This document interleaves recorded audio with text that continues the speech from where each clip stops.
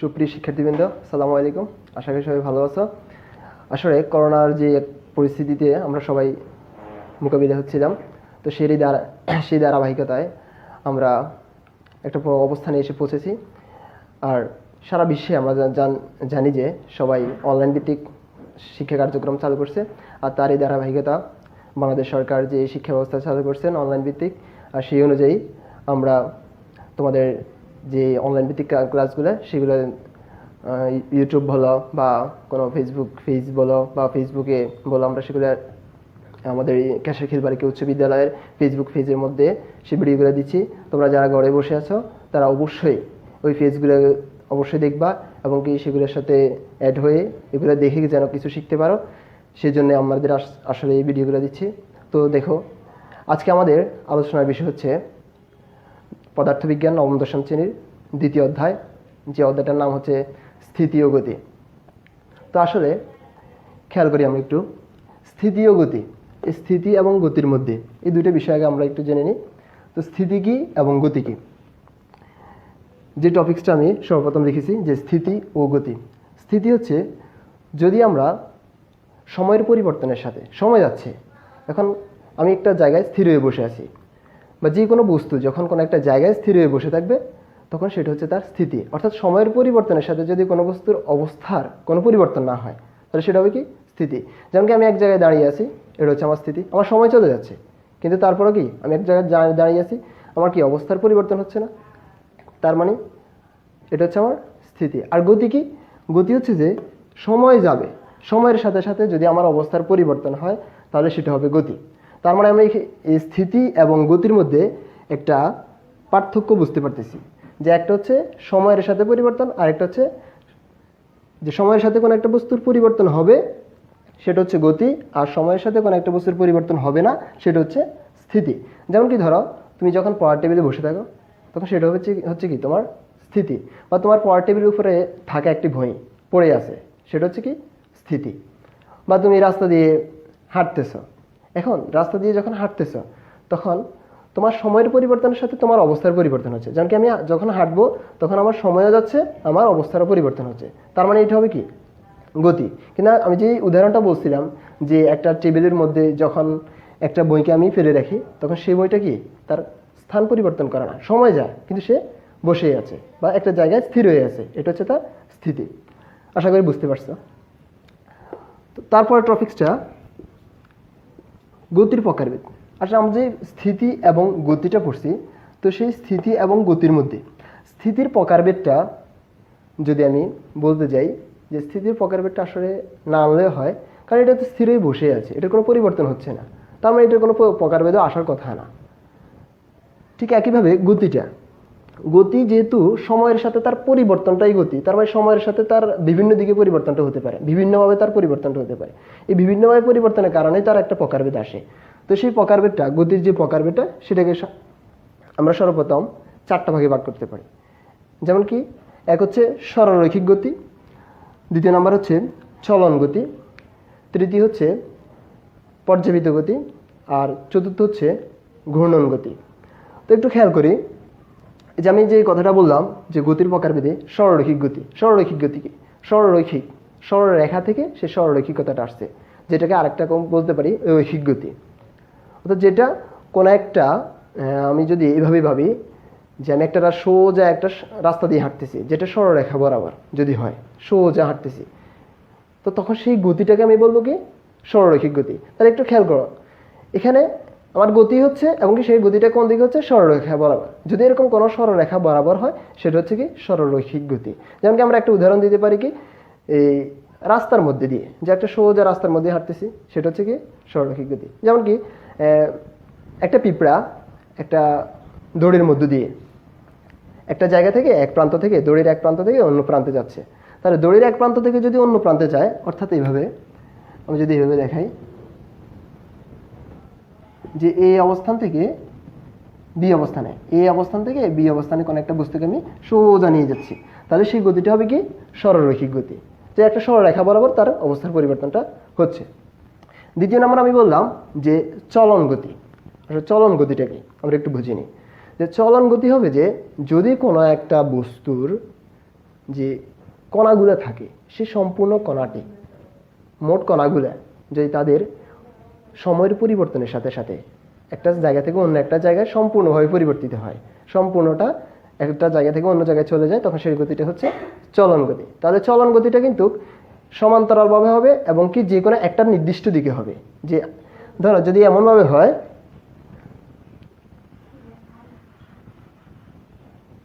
যে একটা যাচ্ছে এদিকে, আরেকটা এদিকে, আরেকটা এদিকে, কিন্তু আরেকটা যাচ্ছে এদিকে, হ্যাঁ, তখন আমরা এই দুটার যে গতি, এই দুটার গতিকে আমরা বলতে পারবো চলন গতি। কিন্তু এই গতি আর এই গতিকে আমরা চলন গতি বলতে পারবো না, এই গতিটা চলন গতি হবে না। কারণ আমরা বলছিলাম যদি কোনো বস্তুর গতি বা একাধিক বস্তুর গতি যদি কোনো একটা নির্দিষ্ট দিকে একই সময়ে একই দিকে তার অবস্থার পরিবর্তনটা হয়, তখন সেটা হচ্ছে চলন গতি। কিন্তু আমরা দেখতে পাচ্ছি যে এই বস্তুটা যেদিকে যাচ্ছে, এই বস্তুটা তার বিপরীত দিকে যাচ্ছে বা অন্য দিকে যাচ্ছে, এই দিকের পরিবর্তন হয়ে যাচ্ছে। তাহলে যদি এরকম দিকের পরিবর্তন হয় তাহলে সেটা চলন গতি হবে না। আচ্ছা, তৃতীয় নম্বর আমি বলছিলাম যে পর্যায়বৃত্ত গতি।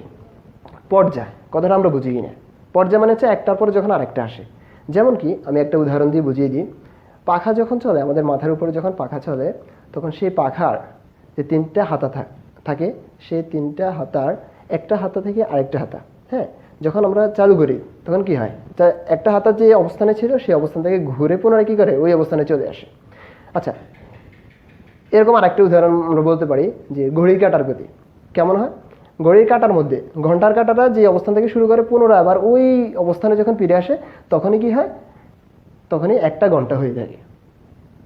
সরি, 12 থেকে শুরু করে তো ঘুরে যখন আবার 12তে আসবে তখন 12 ঘন্টা হয়ে যায়। মিনিটের কাঁটা যখন 12 থেকে শুরু করে আবার ওই 12তে আসে তখন 60 মিনিট হয়ে যায়, হ্যাঁ, যখন সেকেন্ডের কাঁটা এরকম 60 সেকেন্ড হয়ে যায়। তাহলে এই যে বিষয়টা, এটা একবার হয়ে শেষ হয় না, বারবার চলতেছে, হ্যাঁ। আচ্ছা, আমরা যখন সময় গণনা করি, সেই সময় গণনা থেকে আজ অবধি পর্যন্ত চলতেছে, ভবিষ্যতে এরকম চলতেই থাকবে। তাহলে আমরা দেখতে পাচ্ছি কি একটা নির্দিষ্ট সময় পর পর অতিক্রম করতেছে। তাহলে এই গতিটা হচ্ছে কি পর্যায়বৃত্ত গতি। তাহলে পর্যায়বৃত্ত গতির যদি আমরা সংজ্ঞাটা দিতে চাই তাহলে বলতে পারি যে পর্যায়বৃত্ত গতি হচ্ছে যে যদি কোনো একটি বস্তুর গতি এমন হয় যে নির্দিষ্ট একটা সময় পর পর একই দিক থেকে অতিক্রম করবে, তাহলে সেই গতিটা হচ্ছে কি পর্যায়বৃত্ত গতি। অর্থাৎ এভাবে,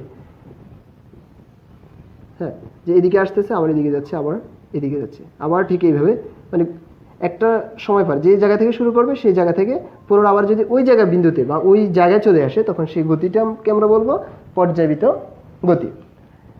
এবার আসুন, তারপর আমি বলছিলাম যে ঘূর্ণন গতি।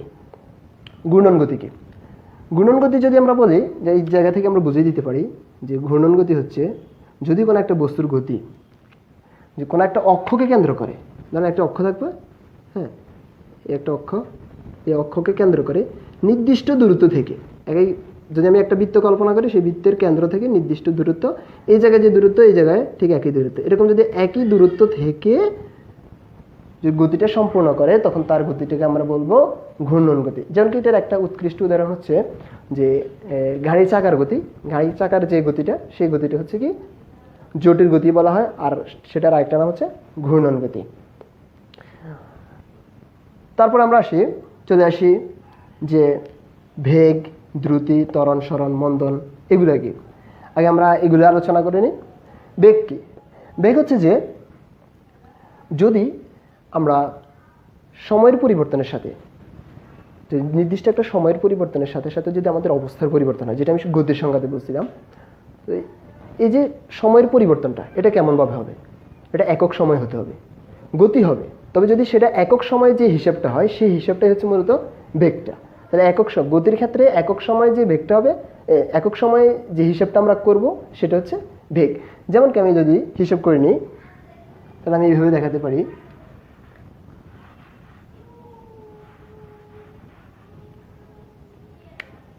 যে বেগকে ভি দ্বারা প্রকাশ করা হয়, ভেলোসিটি থেকে বেগ আসছে, ভি ইকুয়াল টু হচ্ছে ডি বাই টি।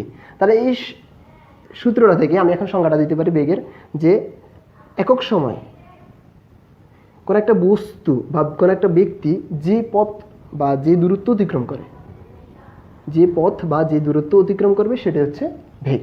তাহলে আমি আবার সংজ্ঞাটা বলি যে একক সময় হতে হবে। এই সময়টাকে যদি আমি একক সময় ধরি, অর্থাৎ 1 সেকেন্ড ধরি, সে একক সময়ে যে পথ অতিক্রম করবে, যতটুকু দূরত্ব অতিক্রম করবে সেটা হচ্ছে তার বেগ। ধরেন 1 সেকেন্ডে সে একক সময়ে সে 10 মিটার দূরত্ব অতিক্রম করলো।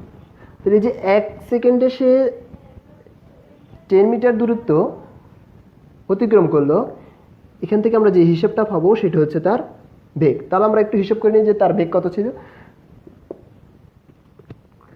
তাহলে 10 মিটার পার সেকেন্ড। তো দেখুন আমি কীভাবে লিখছি, এটা দূরত্বের একক হচ্ছে মিটার, যেটা আমরা 10 মিটার লিখছিলাম, আর সময়ের একক হচ্ছে সেকেন্ড। মিটার আর যে সেকেন্ডটা নিচে আছে একটু উপরে চলে গেলে মিটার পার সেকেন্ড হয়ে যাবে। তাহলে 10কে যখন আমরা 1 দিয়ে ভাগ করবো তখন 10 হবে, 10 মিটার পার সেকেন্ড। তাহলে এটা হচ্ছে তার বেগ, যে 10 মিটার পার সেকেন্ড। তাহলে আমরা এখন বেগটা বলতে কি বুঝছি, যে গতি হবে, তবে সেই গতিটা হবে একক সময়ে। যদি একক সময়ে যে গতিটা হয়ে থাকে সেটা হচ্ছে তার বেগ। এবার আসুন দ্রুতি। দ্রুতির যে রাশিটা আর বেগের যে রাশিটা, দুটো রাশি এক হয়ে থাকে, তবে বেগ এবং দ্রুতির মধ্যে একটা পার্থক্য আছে।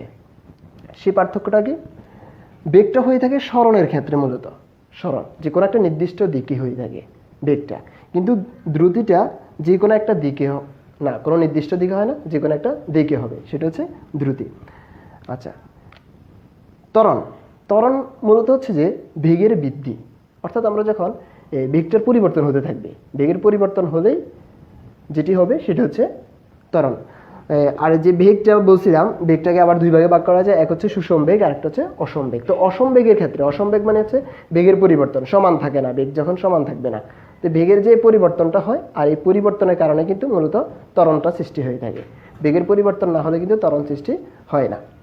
তাহলে আমরা বলতে পারি ত্বরণটা হচ্ছে বেগের পরিবর্তন, যেটাকে আমি একটু দেখিয়ে দিচ্ছি, যে অ্যাক্সিলারেশন থেকে আসছে এ, ত্বরণ ইংরেজি হচ্ছে অ্যাক্সিলারেশন এ, আর ত্বরণ ইকুয়াল হচ্ছে দূরত্ব বাই সময় স্কয়ার। অর্থাৎ এটাকে যদি আমি ডি ধরি আর এটা যদি টি, তার উপরে স্কয়ার, অর্থাৎ দূরত্বকে যদি আমি সময়ের বর্গ দিয়ে ভাগ করি তখন আমি ত্বরণটা পেয়ে থাকি। তো এটার আরেকটা সমীকরণ আমি লিখতে পারি বি বাই টি, অর্থাৎ বেগের যে পরিবর্তনটা আমি বলছিলাম, যে ত্বরণ হবে কি বেগের পরিবর্তন, বেগের পরিবর্তন হলেই ত্বরণ হয়। তাহলে একক সময়ে বেগের যে পরিবর্তনটা হবে সেই পরিবর্তনটাই হচ্ছে ত্বরণ।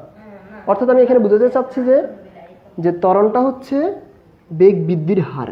আর আমরা হার বলতে বুঝি কি, সময়ের সাথে যদি কোনো কিছুর পরিবর্তন হয় তখন তাকে বলা হয় হার।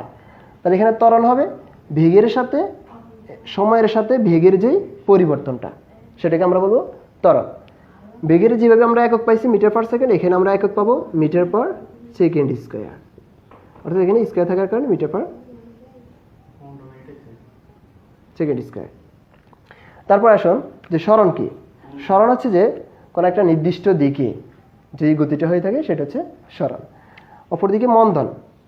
মন্দন হচ্ছে বেগের হ্রাস। আমি বলছি ত্বরণ হচ্ছে বেগ বৃদ্ধি, আর মন্দন হবে কি বেগের হ্রাস। বেগ যখন হ্রাস পাবে, কমে যাবে, তখন সেটা হচ্ছে কি মন্দন। তারপরে আসো যে গতির সমীকরণগুলা। গতির 4টি সমীকরণ রয়েছে। এক হচ্ছে s equal to u t plus half a t square, আরেকটা হচ্ছে v equal to u plus a t, আরেকটা হচ্ছে এস ইকুয়াল টু বিটি, আরেকটা হচ্ছে v square equal to u square plus 2a's। আসলে এই সমীকরণগুলোর প্রমাণ আছে, সেটা আমরা পরবর্তী ক্লাসে অবশ্যই দেখিয়ে দিব। আর আমি আরেকটা কথা এখানে বলে রাখি, যে এই যে সমীকরণগুলো আছে এগুলো অবশ্যই আমাদেরকে জানতে হবে। এই অধ্যায়ের যে ম্যাথমেটিক্যাল টার্মগুলো রয়েছে এগুলো আমরা যদি সলিউশন করতে হয়, সমাধান করতে হয়, তাহলে অবশ্যই এই সূত্রগুলোর দ্বারাই আমরা সমাধান করব। প্রত্যেকটা অঙ্কতে এই সূত্রগুলোই আসবে। তো আশা করি আমি যতটুকু বুঝেছি, আশা করি সবাই বুঝছো।